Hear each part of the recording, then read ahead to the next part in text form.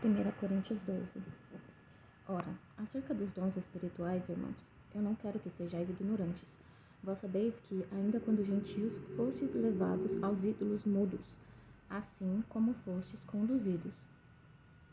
Por isso eu vos quero fazer entender que nenhum homem falando pelo Espírito de Deus chama Jesus de amaldiçoado, e que nenhum homem pode dizer que Jesus é o Senhor, senão pelo Espírito Santo. Senão pelo Santo Espírito. Ora, há diversidade de dons, mas o Espírito é o mesmo. E há diferentes ministérios, mas o Senhor é o mesmo. E há diversidade de operações, mas é o mesmo Deus que opera tudo em todos. Mas a manifestação do Espírito é dada a cada um para proveito comum, porque a um é dada pelo Espírito a palavra da sabedoria, a outro a palavra do conhecimento, pelo mesmo Espírito, a outro a fé, pelo mesmo Espírito, a outro os dons de cura, pelo mesmo Espírito, a outro a operação de milagres, a outro a profecia, a outro o discernimento dos Espíritos, a outro diversos tipos de línguas, a outro a interpretação das línguas. Um só e o mesmo Espírito opera estas coisas, dividindo a cada homem várias vezes como ele deseja. Porque assim como o corpo é um, e tem muitos membros, e todos os membros desse corpo, sendo muitos, são um corpo, assim também é Cristo, porque por um Espírito todos nós fomos batizados em um corpo, quer sejamos judeus ou gentios, quer sejamos escravos ou livres, e a todos foi dado beber em um só Espírito.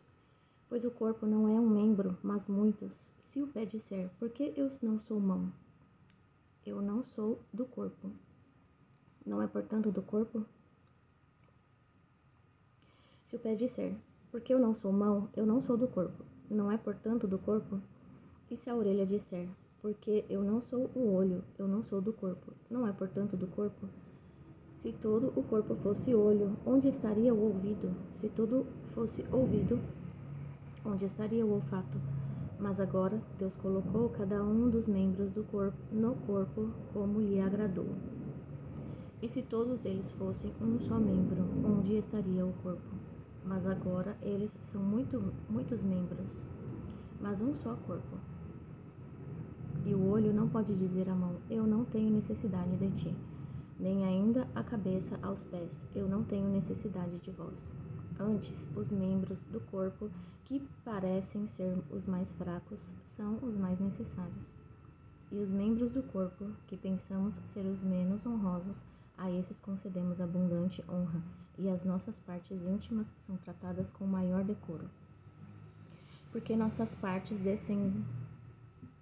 decentes não têm necessidade disso, mas Deus de tal forma articulou o corpo, dando mais abundante honra à parte que faltava, para que não haja separação do corpo, mas que os membros tenham o mesmo cuidado uns para com os outros. E se um membro sofrer, todos os membros sofrem com ele. E se um membro for honrado, todos os membros se regozijam com ele. Ora, vós sois o corpo de Cristo, e seus membros em particular. E Deus colocou alguns na igreja, primeiro apóstolos, em segundo lugar profetas, em terceiro mestres, depois milagres, depois dons de curar, de ajudar, de governar, de diversidades de línguas. São todos apóstolos? São todos profetas? São todos mestres? São todos operadores de milagres? Têm todos do dom de cura? Falam todos em línguas? Fazem todos interpretações? Portanto, procurai fervorosamente os melhores dons, e eu vos mostrarei um caminho ainda mais excelente. 1 Coríntios 13. Ainda que eu falasse a língua dos homens e dos anjos, e não tivesse caridade, eu me tornaria como o bronze ressoante ou um símbolo tilintante. E ainda que eu tivesse o dom de profecia, e entendesse todos os mistérios e todo o conhecimento, e ainda que eu tivesse toda a fé de tal maneira que eu pudesse remover montes e não tivesse caridade, eu nada seria. E ainda que eu distribuísse todos os meus bens para alimentar os pobres, e ainda que eu entregasse o meu corpo para ser queimado e não tivesse caridade, de nada me aproveitaria. A caridade é sofredora e é benigna. A caridade não é invejosa, a caridade não se vangloria, não se envaidece, não se comporta indecentemente, não busca os seus interesses, não se irrita facilmente, não pensa mal. Não se regozija com a iniquidade, mas regozija com a verdade. Sofre todas as coisas, crê em todas as coisas, espera em todas as coisas, suporta todas as coisas. A caridade nunca falha, mas, havendo profecias, elas falharão. Havendo línguas, cessarão. Havendo conhecimento, desaparecerá. Porque em parte conhecemos e em parte profetizamos. Mas quando o que é perfeito vier, então o que é em parte será aniquilado. Quando eu era criança, falava como criança, entendia como criança, pensava como criança. Mas quando eu me tornei homem, eu coloquei de lado as coisas infantis, porque agora vemos através de um espelho sombriamente. Mas então veremos face a face. Agora eu conheço em parte, mas então conhecerei como também eu sou conhecido. E agora permanecem a fé, a esperança e a caridade. Estas três, mas a maior destas é a caridade. 1 Coríntios 14. Segui a caridade e desejai os dons espirituais, mas principalmente que profetizeis, porque o que fala em uma língua desconhecida não fala aos homens, mas a Deus, porque nenhum homem o entende, sendo que em espírito ele fala mistérios. Mas o que profetiza fala aos homens para edificação, exortação e consolação. O que fala em uma língua desconhecida edifica-se a si mesmo, mas o que profetiza edifica a igreja. Eu quero que todos vós faleis em línguas, mas antes que profetizeis, porque maior é o que profetiza do que o que fala em línguas, a não ser que as interprete, para que a igreja receba edificação. Agora, irmãos, se eu for até vós falando em línguas, de que vos aproveitarei, e a não ser que vos fale, ou por revelação, ou por conhecimento, ou por profecia, ou por doutrina. E até as coisas sem vida que transmitem som, seja flauta, seja harpa, se não formarem sons distintos, como se saberá o que está sendo tocado ou dedilhado? Porque se a trombeta der um som incerto, quem se preparará para a batalha? Assim também vós, a não ser que transmitais com a língua palavras bem articuladas, como se entenderá o que é falado? Porque estareis falando ao ar. Há tantas espécies de vozes no mundo, e nenhuma delas é sem significado. Portanto, se eu não conhecer o significado da voz, serei para aquele a quem falo bárbaro, e o que fala será um bárbaro para mim. Assim também vós, que sois zelosos dos dons espirituais, procurai tê-los em abundância para a edificação da igreja. Portanto, aquele que fala em língua desconhecida, ore para que a possa interpretar. Porque, se eu orar em língua desconhecida, o meu espírito ora, mas o meu entendimento é infrutífero. O que farei, pois? Eu orarei com o espírito e também orarei com o entendimento. Eu cantarei com o espírito e também cantarei com o entendimento. Do contrário, se tu abençoares com o espírito, como dirá amém o indulto sobre a tua ação de graças, já que não sabe o que dizes?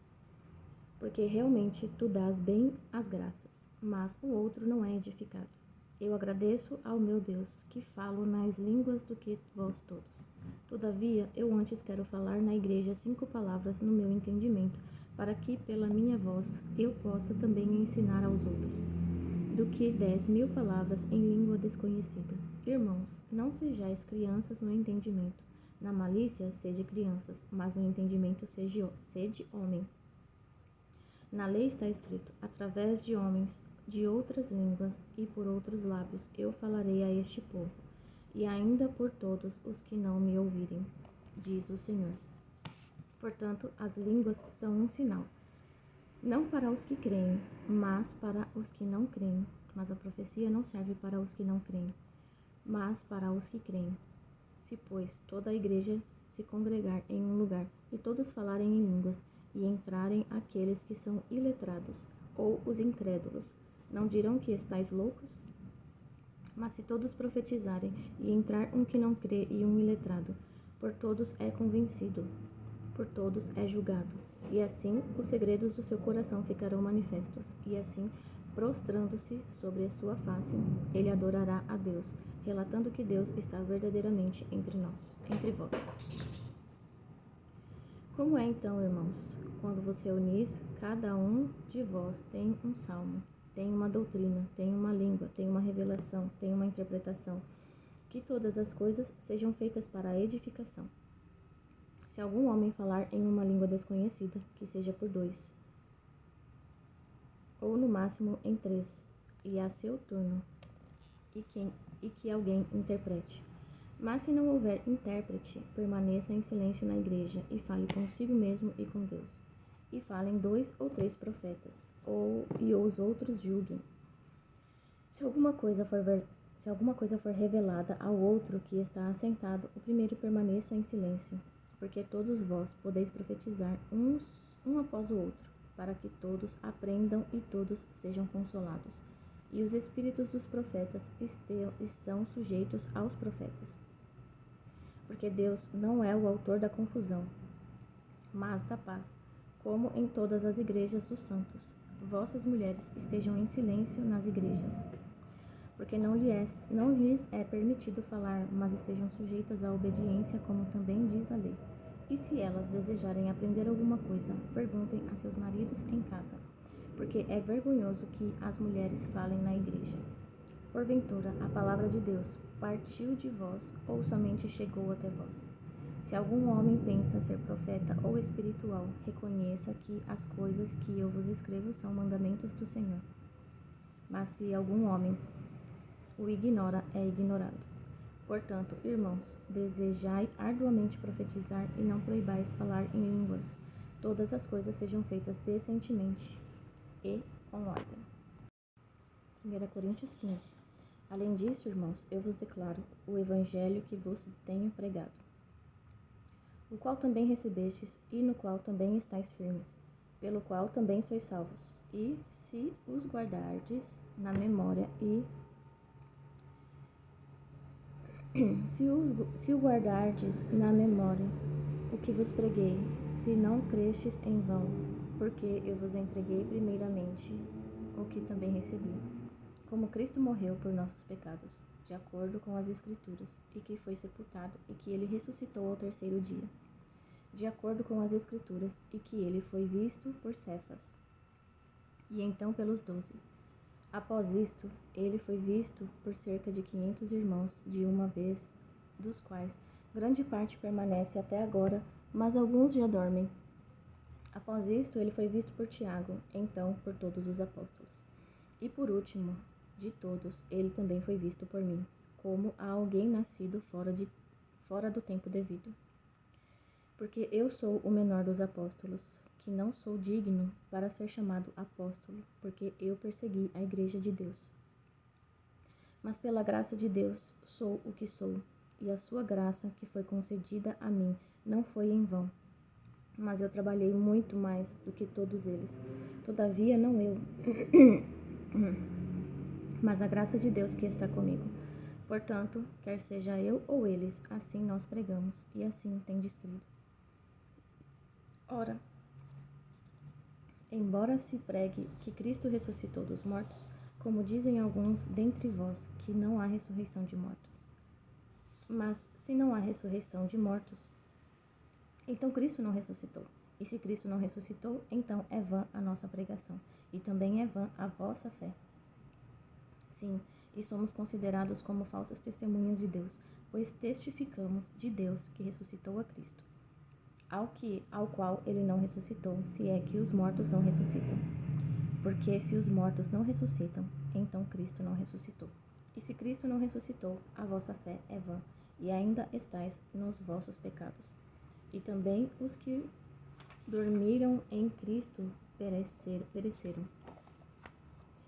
Se apenas nesta vida temos esperança em Cristo, somos os mais miseráveis de todos os homens. Mas agora é Cristo ressuscitado dos mortos, tornando-se as primícias dos que dormem. Pois desde que a morte veio por um homem, também por um homem veio a ressurreição dos mortos. Porque assim como em Adão todos morreram, igualmente todos igualmente também em Cristo todos serão vivificados, mas cada homem em sua própria ordem. Cristo as primícias, depois os que são de Cristo, na sua vinda. Então virá o fim, quando ele tiver entregue o reino a Deus, ao Pai, e quando ele tiver derrubado todo o governo e toda a autoridade e poder. Pois ele deve reinar até que ele tenha colocado todos os inimigos debaixo de seus pés. O último inimigo que será destruído é a morte, porque ele colocou todas as coisas debaixo de seus pés. Mas quando ele diz que todas as coisas lhe estão sujeitas, está claro que exclui-se aquele que colocou todas as coisas sob ele. E quando todas as coisas lhe estiverem sujeitas, então o mesmo Filho também se sujeitará àquele que todas as coisas lhe sujeitou, para que Deus possa ser tudo em todos. Do contrário, o que farão os que são batizados pelos mortos? Se de modo algum os mortos ressuscitam, porque então eles são batizados pelos mortos? E por que estamos nós em perigo a toda hora? Eu protesto pela alegria que tenho em Cristo Jesus, Senhor nosso, cada dia morro. Se da maneira do homem eu lutei contra animais em Éfeso, que vantagem tenho se os mortos não são ressuscitados? Comamos e bebamos, pois amanhã morreremos. Não se engane, as comunicações malignas corrompem as boas maneiras. Despertai para a justiça e não pequeis, porque alguns não têm o conhecimento de Deus. Eu falo isto para a vossa vergonha. Mas alguns homens dirão: como são ressuscitados os mortos e com que corpo eles virão? Tolo, o que tu semeias não é despertado, senão morreu. E quando tu semeias, não semeiais o corpo que será, mas um grão desnudo, porque pode ser de trigo ou de algum outro grão. Mas Deus dá-lhe o corpo como lhe agrada, e a cada semente o seu próprio corpo. Nem toda carne é a mesma carne, mas há um tipo de carne dos homens e outra carne dos animais, outra dos peixes e outra das aves. Há também corpos celestes e corpos terrestres, mas a glória dos celestes é uma e a glória dos terrestres é outra. Há uma glória do sol e outra glória da lua e outra glória das estrelas, porque uma estrela difere de outra estrela em glória. Assim também é a ressurreição dos mortos. É semeado na corrupção e ressuscitado em incorrupção. É semeado na desonra e ressuscitado em glória. É semeado na fraqueza e ressuscitado em poder. É semeado no corpo natural e ressuscitado no corpo espiritual. Se há um corpo natural, há corpo espiritual. E assim está escrito: o primeiro homem, Adão, foi feito em alma vivente. O último Adão foi feito em espírito vivificante. Mas não é primeiro o que é espiritual, mas o que é natural, e depois o que é espiritual. O primeiro homem é da terra, terreno. O segundo homem é o Senhor do céu. Tal qual o terreno, tais são também os terrenos. E tal qual o celestial, tais são também os celestiais. E assim como temos portado a imagem do terreno, assim também portaremos a imagem do celestial. Agora digo-vos isto, irmãos, que carne e sangue não podem herdar o reino de Deus, nem a corrupção herdar a incorrupção. Eis que vos digo um mistério: nem todos dormiremos, mas todos seremos transformados, em um momento, em um piscar de olhos, ante a última trombeta, porque a trombeta soará e os mortos serão ressuscitados incorruptíveis, e nós seremos transformados, porque é necessário que este corruptível seja revestido de incorruptibilidade, e que isto que é mortal se revista da imortalidade. E quando este corruptível tiver sido revestido de incorruptibilidade, e isto que é mortal tiver sido revestido de imortalidade, então se cumprirá provérbio que está escrito: a morte foi tragada em vitória. Ó morte, onde está o teu ferrão? Ó sepultura, onde está a tua vitória? O aguilhão da morte é o pecado, e a força do pecado é a lei. Mas graças a Deus que nos dá a vitória por nosso Senhor Jesus Cristo. Portanto, meus amados irmãos, sede firmes e inabaláveis, sempre abundantes na obra do Senhor, sabendo que o vosso trabalho não é vão no Senhor. 1 Coríntios 16. Ora, quanto à coleta que se faz para os santos, o mesmo que ordenei às igrejas da Galácia, fazei vós também. No primeiro dia da semana, cada um de vós pessoalmente separe e guarde, conforme Deus o prosperou, para que não sejam coletados quando eu chegar. E quando eu tiver chegado, os que aprovardes por suas cartas, eu enviarei para levar a vossa liberalidade a Jerusalém. E se for apropriado que eu também vá, eles irão comigo. Ora, eu irei até vós quando eu passar pela Macedônia, porque tenho de passar pela Macedônia. E bem pode ser que fique convosco e passe também o inverno, para que me acompanheis aonde quer que eu for. Porque eu não os verei agora pelo caminho, mas espero ficar convosco algum tempo, se o Senhor permitir. Mas eu ficarei em Éfeso até o Pentecostes, porque uma porta grande e eficaz é aberta para mim, e há muitos adversários. Ora, se Timóteo vier, cuidem para que ele possa estar convosco sem temor, porque ele trabalha na obra do Senhor, como eu também. Portanto, não deixem nenhum homem desprezá-lo, mas conduzi-o em paz, para que venha ter comigo, pois o aguardo com os irmãos. E no tocante ao nosso irmão Apolo, eu desejei grandemente que fosse até vós com os irmãos. Mas a sua vontade não estava de todo para vir neste tempo, mas ele irá quando lhe for o tempo conveniente. Vigiai, estai firmes na fé, portai-vos como homens e sede fortes. Todas as vossas coisas sejam feitas com caridade. Eu vos rogo, irmãos, sabeis que a casa de Estéfanas é as primícias da Acaia, e que eles têm se dedicado ao ministério dos santos. Que também vos sujeitais aos tais e a todo aquele que nos ajuda e trabalha. Alegro-me com a vinda de Estéfanas, e de Fortunato, e de Acaio, porque o que estava faltando da vossa parte, eles supriram, porque eles revigoraram o meu espírito e o vosso. Reconhecei, pois, aos tais. As igrejas da Ásia vos saúdam, Áquila e Priscila vos saúdam, muito no Senhor, como a igreja que está em sua casa. Todos os irmãos vos saúdam, cumprimentai-vos uns aos outros com um beijo santo. Saudação da minha própria mão de Paulo. Se algum homem não ama o Senhor Jesus Cristo, seja anátema. Maranata. A graça do nosso Senhor Jesus Cristo seja convosco, e o amor seja com todos vós. Em Cristo Jesus. Amém. 2 Coríntios 1.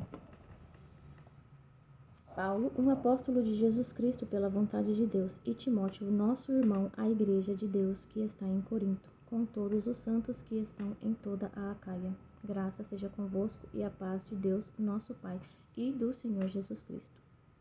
Bendito seja o Deus e Pai de nosso Senhor Jesus Cristo, o Pai das misericórdias, o Deus de toda consolação, que nos conforta em toda a nossa tribulação, para que também possamos confortar os que estiverem em alguma tribulação, por meio do consolo com o qual nós mesmos somos confortados por Deus. Porque, como os sofrimentos de Cristo são abundantes em nós, assim também a nossa consolação é abundante por meio de Cristo. E se somos afligidos, é para a vossa consolação e salvação, que é eficaz na perseverança dos mesmos sofrimentos que nós também sofremos. Ou, se somos confortados, é para a vossa consolação e salvação. E a nossa esperança acerca de vós é firme, sabendo que, assim como sois participantes dos sofrimentos, assim também o sereis da consolação. Porque nós não queremos, irmãos, que ignoreis a dificuldade que nos sobreveio na Ásia, que fomos oprimidos excessivamente acima das nossas forças, de tal modo que nos desesperamos até a vida. Mas tínhamos a sentença de morte em nós mesmos, para que não confiássemos em nós mesmos, mas em Deus que ressuscita os mortos, o qual nos livrou de tão grande morte e livra, em quem confiamos que ainda nos livrará, junto também ajudando com orações por nós, para que pelo dom a nós concedido, por meio de muitas pessoas, graças sejam dadas por muitos a nosso respeito. Porque o nosso regozijo é este, o testemunho da nossa consciência, de que, com simplicidade e sinceridade piedosa, não com sabedoria carnal, mas pela graça de Deus, tivemos nossa conversação no mundo, e mais abundantemente convosco, porque não vos escrevemos nenhumas outras coisas, senão as que ledes ou reconheceis. E eu confio que vós as reconhecereis até o fim. Como também nos reconhecestes em parte, que somos o vosso regozijo, assim como também vós sois o nosso, no dia do Senhor Jesus. E nesta confiança propus anteriormente ir até vós, para que tivesseis um segundo benefício, e de passar por vós até a Macedônia, e novamente retornar da Macedônia e ir a vós, e ser conduzido por vós no meu caminho em direção à Judeia. Quando eu, portanto, deliberei isto, usei de leviandade, ou o que proponho, o delibero segundo a carne, para que em mim haja sim, sim, e não, não. Mas como Deus é verdadeiro, a nossa palavra para convosco não foi sim e não. Porque o Filho de Deus, Jesus Cristo, que foi pregado entre vós por nós, por mim, Silvano e Timóteo, não foi sim e não, mas nele foi sim. Porque todas as promessas de Deus nele são sim, e por ele o amém, para a glória de Deus por nós. Ora, aquele que nos estabelece convosco em Cristo e o que nos ungiu é Deus, o qual também nos selou e deu o penhor do Espírito em nossos corações. Além disso, eu invoco a Deus por testemunha sobre a minha alma, de que para vos poupar ainda não fui para Corinto. Não que tenhamos domínio sobre a vossa fé, mas somos ajudadores de vossa alegria, porque pela fé estáis em pé. 2 Coríntios 2. Mas eu determinei isto comigo mesmo, que não irei outra vez a vós com tristeza, porque se eu vos entristeço, quem é que me alegrará? Senão o mesmo que foi entristecido por mim. E eu escrevi isto mesmo a vós, para que, ao chegar, não tenha tristeza da parte dos que deveriam alegrar-me, tendo confiança em todos vós, que a minha alegria é a alegria de todos vós. Porque em muita aflição e angústia do coração eu vos escrevi, com muitas lágrimas, não para que vos entristeceis, mas para que conheceis o amor que eu tenho mais abundantemente por vós. Mas se alguém causou tristeza, não causou tristeza a mim, senão em parte, para eu não sobrecarregar a todos vós. Suficiente para tal homem é esta punição, a qual foi infligida por muitos. Assim que, ao contrário, vós deveis antes perdoar-lhe e confortá-lo, para que talvez o tal não seja consumido por excessiva tristeza. Por isso vos rogo que confirmeis o vosso amor para com ele, e para este fim também vos escrevi, para saber de vós, por esta prova, se sois obedientes em todas as coisas. E a quem perdoardes alguma coisa, eu também perdoo. Porque se eu perdoei alguma coisa, a quem perdoei por causa de vós, o perdoei na presença de Cristo, para que Satanás não obtenha vantagem sobre nós, porque não ignoramos os seus objetivos.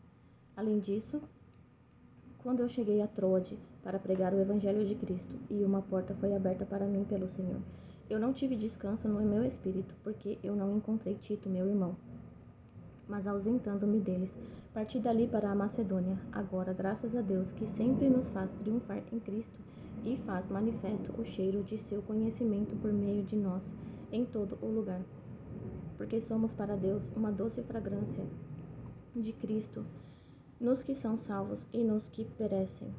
Para um, nós somos o cheiro da morte para a morte, e para o outro, o cheiro da vida para a vida. E quem é suficiente para estas coisas? Porque nós não somos como muitos, os quais corrompem a palavra de Deus. Mas, com sinceridade, como de Deus, à vista de Deus, nós falamos de Cristo. 2 Coríntios 3. Começamos novamente a elogiar a nós mesmos? Ou nós precisamos, como alguns outros, de cartas de recomendação para vós, ou cartas de recomendação de vós.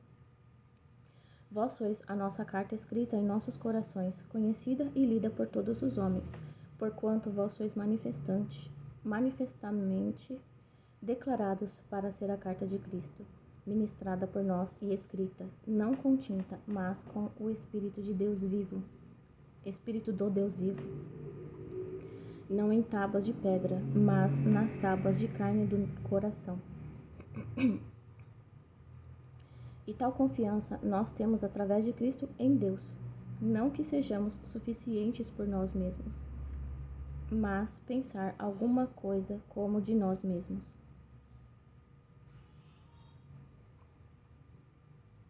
Não que sejamos suficientes por nós mesmos para pensar alguma coisa como de nós mesmos, mas a nossa suficiência é de Deus, o qual também nos fez capaz de ser ministros do Novo Testamento, não da letra, mas do Espírito, porque a letra mata, mas o Espírito dá vida. Mas se a ministração da morte escrita e gravada em pedras era gloriosa de maneira que os filhos de Israel não podiam contemplar firmemente a face de Moisés, por causa da glória do seu semblante, cuja glória estava se acabando, como não será a ministração do Espírito mais gloriosa? Porque se a ministração da condenação for gloriosa, muito mais a ministração da justiça excederá em glória. Porque até o que foi feito glorioso, a este respeito não tinha glória, em razão da glória que excede. Porque, se o que era transitório foi glorioso, muito mais o que permanece é glorioso. Vendo então que temos tal esperança, usamos de grande simplicidade no falar, e não como Moisés, o qual colocou um véu sobre a sua face, para que os filhos de Israel não pudessem olhar firmemente para o fim daquilo que é abolido. Mas suas mentes estavam cegas, porque até este dia permanece o mesmo véu encoberto na leitura do Velho Testamento, véu o qual está aniquilado em Cristo. Mas até hoje, quando Moisés é lido, o véu está sobre o coração deles. Mesmo assim, quando se converterem ao Senhor, o véu será retirado.